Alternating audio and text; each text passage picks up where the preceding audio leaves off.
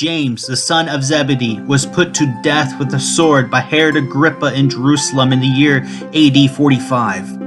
The Roman executioner was so moved by James's testimony, that he himself professed to be a Christian and was beheaded alongside of James.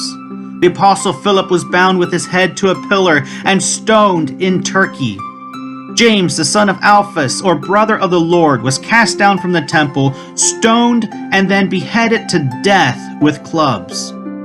Mark the evangelist died in Alexandria while being dragged to be killed at the stake. Simon Peter, the apostle, was crucified with his head downward under the Emperor Nero. It is said that Simon Peter, not feeling unworthy to be crucified in the same way, with his head facing upward like his Lord Jesus Christ, convinced his executioners to be crucified upside down. Andrew the apostle was crucified in Patros in Greece. The apostle Thomas was tormented with red-hot plates, cast into a furnace, and his side was pierced with spears in India. It is said Thomas put a stop to the worship of the sun in India so that the power of God compelled an evil, idolatrous priest to accuse him before their king, who sentenced Thomas to death, but first to be tormented with red-hot plates, then to be cast into a glowing furnace and burned. But when the idolatrous priest stood before the furnace and saw that the fire did not hurt him, they pierced his sides, and as he lay in the furnace with spears and javelins, thus he conformed into steadfastness unto his Lord Jesus Christ, whom he confessed even to death.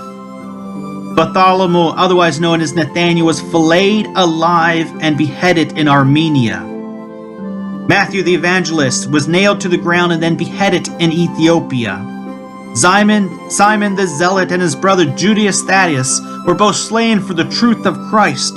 The one was crucified and the other was beaten to death with sticks. Matthias was tied to a cross, stoned, and then beheaded. John was forced to drink poison, boiled alive in a vat of oil, but he did not die. So he was banished to the Isle of Patmos, a small Greek island. I charge you in the presence of God and of Jesus Christ, who is to judge the living and the dead, and by his appearing and his kingdom, preach the word, be ready in season and out of season, reprove, rebuke, and exhort with complete patience and teaching. For the time is coming when people will not endure sound doctrine, but having itching ears, they will accumulate for themselves teachers to suit their own passions, and will turn away from the listening to the truth and wander off into myths. As for you, always be sober-minded, endure suffering, do the work of an evangelist, fulfill your ministry. For I am already being poured out as a drink offering, and the time of my departure has come. I have fought the good fight.